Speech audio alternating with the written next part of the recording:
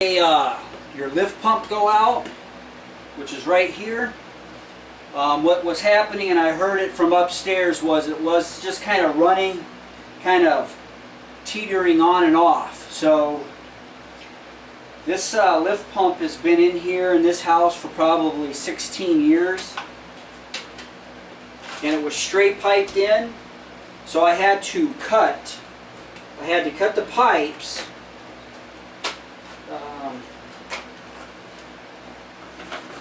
Just used a basic hacksaw or cutter. Well, anything will work. Pipe cutter. What I'll end up doing is, when I put the new pump in, I'll just end up flanging these back. That way, if there's ever a problem with the next lift pump, you can easily just take those apart and get to it. And the reason why I had to cut is because when you lift this out, you need to have some flexibility to lift it out. Now I have one bolt that I'm going to have to cut off because it's stripped. And before I even started, I used some multi-purpose oil to kind of help prevent that, because I didn't want to end up having to shear one off. You're going to need a 11mm wrench for the bolts. And what I'll end up doing, one other thing I did is I shut the water off to the house, so there's no extra water coming into the lift pump while I change this out. So I did shut all water off at the main valve. And let me get you a close-up on this. Show you here the lift pump. Okay, lift pump's right here. And then right next to the lift pump I have a sump pump right next to it. And I just keep a the heater doesn't, I don't usually run this heater. It just lets me know what the temperature is down in the basement. So I think right now we're sitting at 70 degrees. I try to keep it down here about 69, 70 degrees. And I'll do another video on that, how to keep your basement dry without using a dehumidifier here, which they're just garbage. They're junk. I have a better solution that works to help keep the air dry, because during the summertime, right now it's June, I think it's June 9th, it gets awful cold and wet down in the basement. So I came up with a pretty good idea to keep the basement dry. I'll do a video on that a little later on, but right now I'm going to conquer this lift pump. So what I'll end up doing is pulling this out. I don't even want to know what it looks like down there. I do have a mask that I'm probably going to put on. Since I cut the pipes, I really haven't smelt anything. I thought for sure that it would get really bad odor. But I will still, when I pull that lift pump up, I will probably cover back up as much as I can, because I'm going to have to run to the store to get a lift pump. I'll let you know what the price is. I kind of got a price in my head of what this lift pump's going to cost. But this one here went 16 years, I do believe. And my dad actually put it in, and he straight piped it in. I see that's why I had to do the cut to the pipes. But I'll flange those back up with these flange gaskets they have, and then that'll give that an opportunity if it ever has to come back out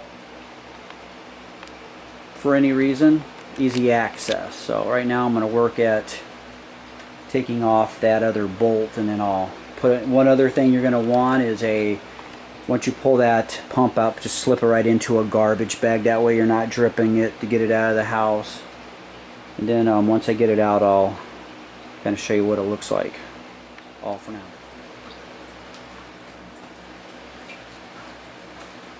Well, when it rains, it pours. My sump pump stopped working. Well, it didn't stop working, but wouldn't shut off. So I'm over here working on this lift pump, and I tapped the pipe to the sump pump and it just kept running, wouldn't shut off, and normally that happens. And what it is this ball floater. It fills up in the sump pump and hits here and turns on. And it's supposed to hit here. The ball is supposed to shut it off. Well, normally that's when these go bad. The pump was working fine. This pump actually, this sump pump by, I think it's Simmer. Oh, this one's no. I don't even know what that name is. Oh, it's Barracuda. A 3rd horsepower sump pump. I think this sump pump's been in there for at least 5 or 6 years and has worked like a charm up till this point. Well, I'll keep the pump. What I'll end up doing is replacing this floater valve and then just keep it on standby. Luckily last year I bought a Simmer, a backup one, because I knew eventually this one probably would need to be replaced. But I always kind of want to have 2 just on, one for standby if something goes on.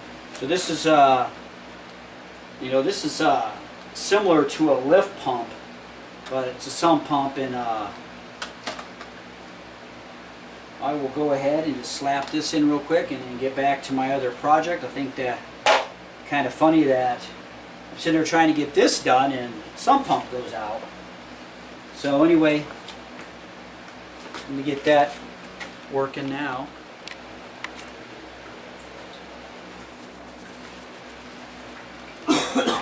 Alright, lift pump just came out. It's pretty disgusting. So I'm going to have to take this out and clean up so I can get this pipe off. I'm going to take this off and cap it back up inside here to keep I thought it would be a lot worse smell, but it's not as bad as I thought it would be. But that's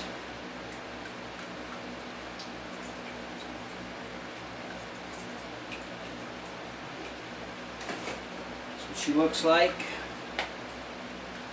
I'm going to get this done so I can get the water turned back on in the house. So anyway, that's all for now.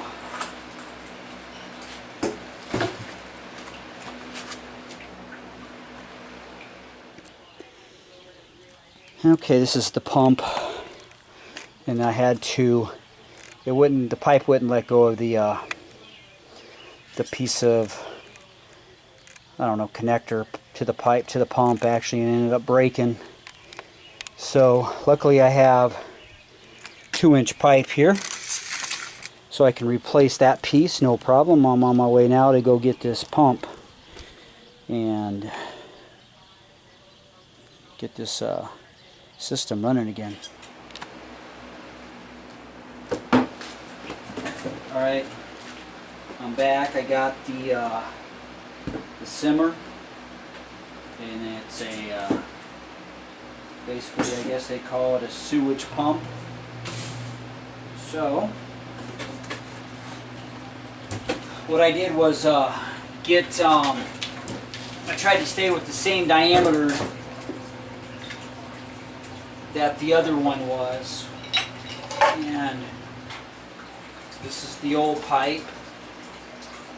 This is a fitting that is stuck to this pipe. Unless I would have bought a new fitting, I do have new pipe that I could have cut, but try to stick with the same stuff, and then this will just screw right down into the pump.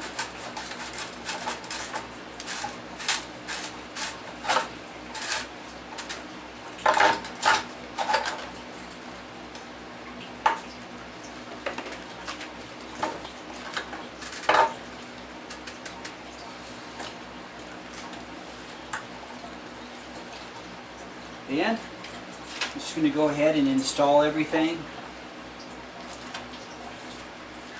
And this is what I'll be attaching to the pipes that I had to cut.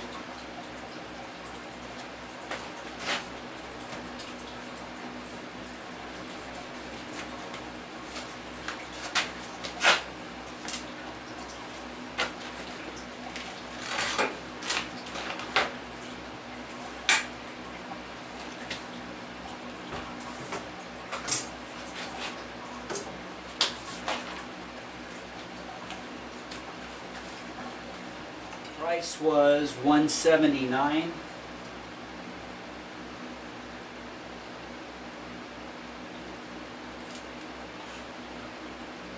Can you imagine having somebody come in and install it? I could about imagine what the bill would have been. At least $400 to $600.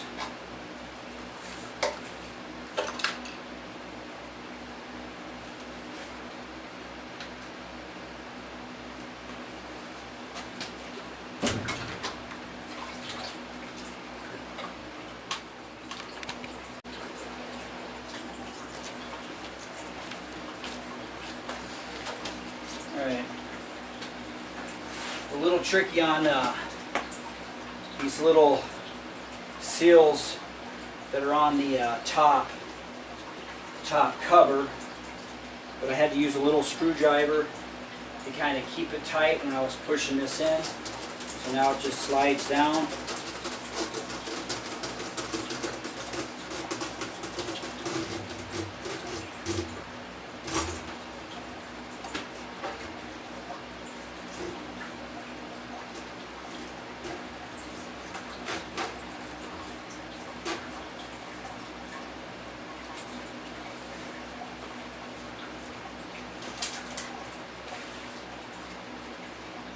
Then again, this one here is just used to vent, and so I think this one will be a little bit easier than the other one. I think what I'm going to do is seal these down a little bit.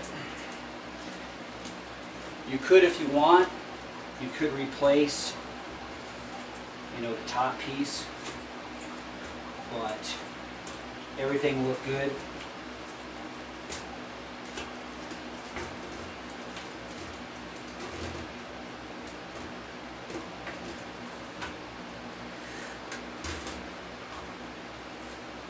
Right there.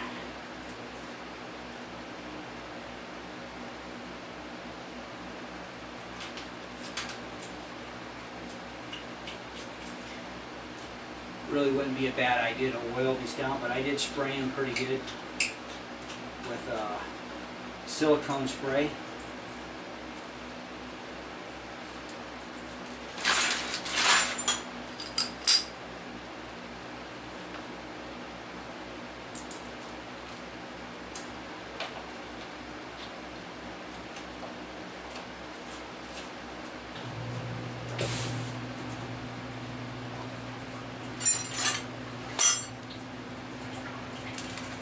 Missing one.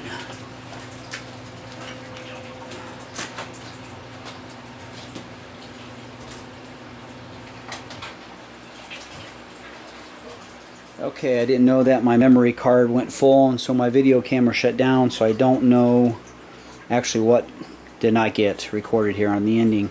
But anyway, the pipes are back in there, and the two flange gaskets, whatever you want to call them, spacers from when I cut the pipes, are in place. I'm just going to tighten up the screws here, or the bolts, and that's it. This one here won't kick on until it gets a certain height, and then like when somebody's taking a shower. I try to treat it once a month with I guess it's kind of like a, I want to say, I don't know, it's bacteria, but it's, you just flush it down the toilet, and then what it does is, like, the enzymes or whatever eats, like, the solids, toilet paper and whatnot, it helps get rid. Now this pump I just got here says it can get rid of anything up to 2 inches. So let's just take a look here. Yeah, right here, capable of handling 2-inch solids. So this one here is a simmer, 4/10 horsepower, 5,250 gallons per hour. So that's what I'm going with, and That should be it. Have a good day.